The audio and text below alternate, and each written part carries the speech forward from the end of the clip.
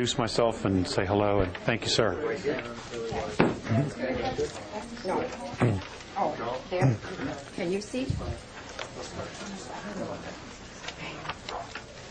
You're taking notes. Thank you, Rick. I don't have any pencil or paper. Okay.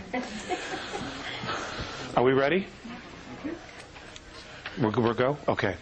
Ladies and gentlemen, my name is Alex Collier. I want to thank you all very much for coming. This is a very, very special treat for me. I love these small, intimate settings here, these living room type of things, because I'm very comfortable, and when I'm definitely in my element, I like to talk. Okay? And I'm definitely in the mood for a talk fest, as they used to say. The information that I shared this morning, I'm going to go over again briefly, because I went through it so quickly, and some of you weren't there. But essentially what we're going to be doing is we're going to be talking about the 22 races. And the book that will be ready this spring is going to be called Defending Sacred Ground 2, ET22. Okay? I've been wanting to do this book for 10 years, and now it's time to do it. And the reason it's time is that there's so much going on in our solar system that we all need a scorecard. And I just hope to be able to share the knowledge that's been shared with me as to who these beings are and how they relate specifically to Earth, to us. In a nutshell, we are a composite of a lot of different races, 22 to be exact. It is a physiological fact that there are 22 different body types on the planet. And that is the result of the extraterrestrial races. I cannot share everything that I have in 2 hours because I am sharing the stage tonight with Mike Russ. But I will be around, okay? I'm definitely going to be available. And the information, every couple of weeks, you check the website, the information is going to be put on the website. Okay, so you will have it as soon as it's done and it's proofed and edited. All right?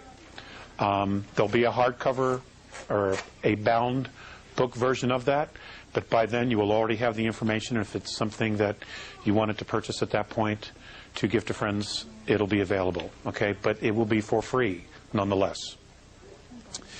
Okay. I'm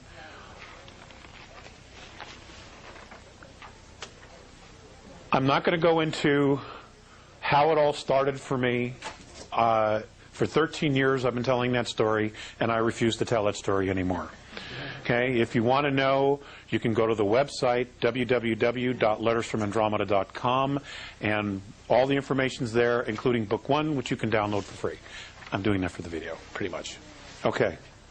Now, Earth history, we are taught a very, very shallow version of Earth history. We are also taught that we evolved from a single cell, that essentially we were an accident. Okay, all of us are just an accident. And something happened, something really weird, but yet something miraculous happened to a couple of chimpanzees, and ta-da, here we are. Okay? Should it be so simple? In fact, I like the real version much better than the concocted version. Okay? And so what we're going to talk about, what I'm going to start with, is I'm going to start with some of the Earth-taught timelines of history, and I'm going to blow through specific periods and just move it through to prove a point. This will be much more specific in the book. Okay? Earth formation. We're going to start with the Precambrian time, 4.5 billion years ago to 554 million years ago. Earth-taught history. The Earth is forming, along with other planets in the solar system. Earth is being born. Life is awakening. The first tectonic plates are beginning to move. Fungus, plants, animals, and organisms are developing, and the atmosphere is becoming enriched with oxygen. Okay?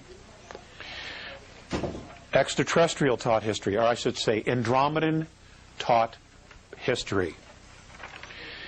An ancient race known as the Founders, who the Andromedans and the Pleiadians believe is an ancient race called the Paatal. That's P-A-A-T-A-L. Is on an engineering program whereby environments of planets and terraforming is being done. They are doing this to make these planets and star solar systems suitable and habitable for organisms and for life. Rendering ecosystems that are filled with hydrogen, oxygen, methane, and ammonia. Okay, now take ecosystems, one being oxygen, or some being oxygen, some being methane, some being ammonia, and some being hydrogen. Now these are all gases. For the introduction and colonization of microorganisms, nanites, and all types of life forms. Self-replicating machinery and the bombardment by comets and planetoids to change the rotation and the chemistry of the planets. We'll get to the self-replicating machinery here in a little bit. The practice and engineering of removing moons to alter a planet's rotation and moving planets closer and further from their suns to either decrease or increase radiation received by the planets. Now, I want you to know that that specific engineering feat of moving planets closer and further away from the sun, moving moons, adding moons, is a practice that is absolutely in full swing today throughout the galaxy and in other galaxies. Okay? It is solar system building. This happens a lot. There are races, even the Andromedans, are capable of creating a solar system. Okay?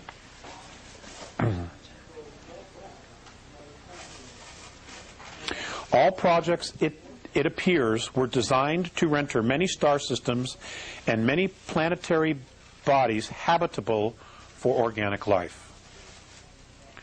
Small machines have been discovered that were built so long ago that no one really knows for sure who built them. They cannot be replicated, and no one knows exactly how they were built. Now, I'll give you an example of the Andromedans. The Andromedans are approximately 43 to 4,500 years more advanced than we are technologically. Now, that's in our years, all right?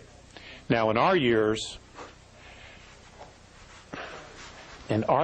here, I need more leash.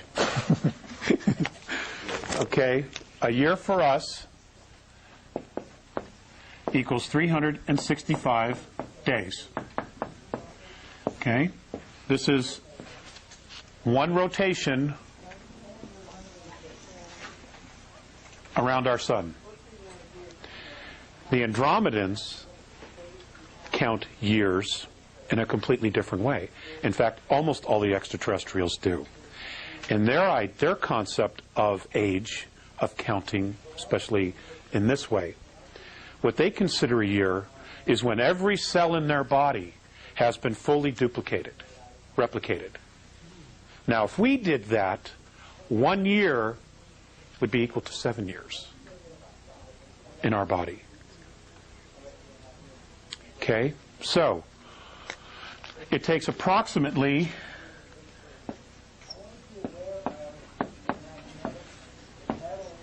34 years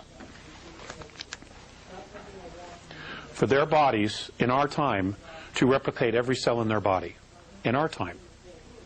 Okay? So it's hard to give you exact dates of when they say something happened to put it into our timeline, okay, of years. Okay? Because in reality, if I say it was 4,000 years ago, then it's a lot longer than that. Okay? But they've had a very hard time explaining to me exactly in our Earth time because they don't deal with the concept of time. You know? They just don't. All right? So, but I'm giving you these numbers in Earth years.